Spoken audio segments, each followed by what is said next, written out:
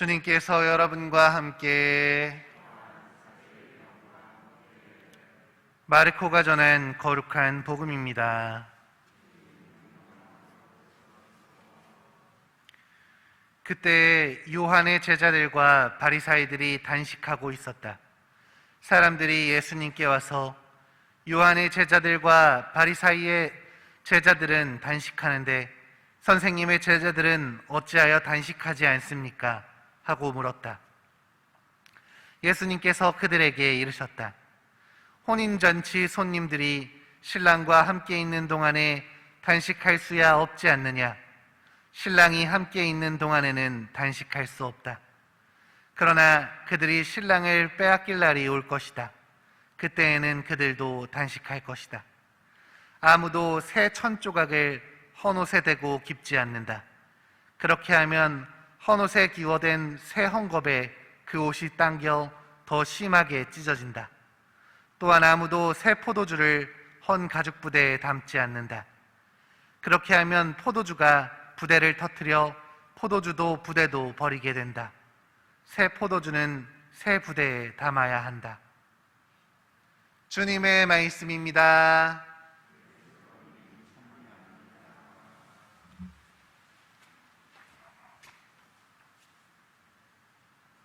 참 예수님,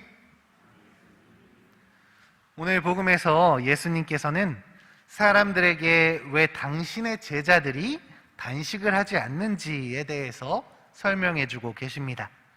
당시 요한의 제자들과 바리사이파 사람들은 주변 사람들에게 신앙심 깊은 인물들로 칭송받는 사람들이었습니다. 그들은 겉으로 드러나게 자주 단식하고 절제하면서 그들 나름대로 구세주를 맞이할 준비를 하고 있었죠. 그런데 이들이 한 가지 간과한 것이 있었습니다. 그것은 바로 이미 구세주께서 세상에 오셨다는 것이었죠. 하느님의 아드님이신 예수님이 바로 그들이 기다리던 구세주였음을 그들은 온전히 깨닫지 못했던 것입니다. 반면 예수님의 제자들은 예수님과 함께할 때 언제나 먹고 마시는 등 준비되지 않는 것 같은 모습을 보여주었습니다. 그런데 이 부족하게만 보이던 제자들이 예수님께서 승천하신 이후에는 성령으로 말미암아 힘을 얻어서 순교로서 신앙을 증거하는 모습을 보여주었습니다.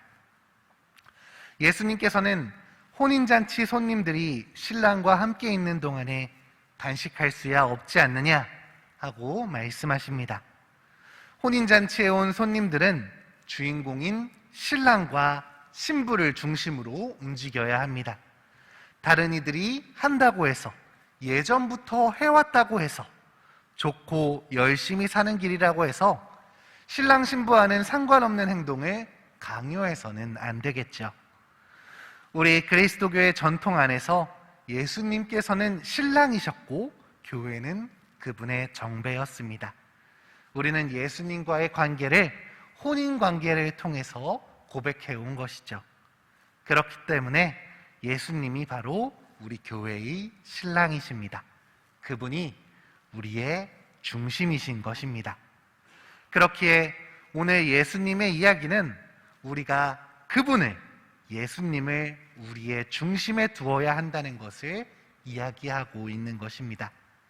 남들을 따라서 열심히 하는 것이 중요한 게 아니라 지금 우리 곁에 계신 주님과 함께하며 이 주님을 중심으로 움직여야 한다는 것이 더 중요하다고 이야기하는 것이죠.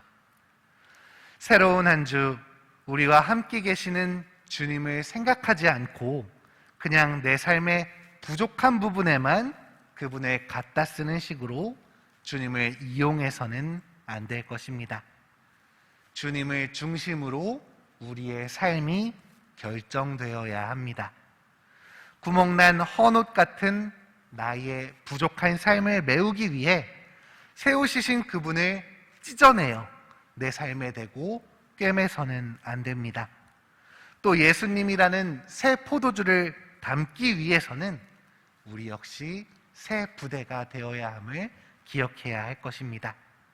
이것을 의식하지 않고 헌 가죽부대 같은 내 마음에 또다시 생각 없이 새 포도주인 주님을 맞아들인다면 내 삶도 온전할 수 없을 것이기 때문입니다. 이렇게 예수님을 우리 삶의 중심으로 모시고 살아갈 수 있는 오늘 하루가 되셨으면 합니다. 그분을 나의 중심으로, 다른 세상의 것들, 다른 전통이 아니라 온전한 예수님을 우리의 중심으로 모시고 살아가는 우리가 되었으면 좋겠습니다.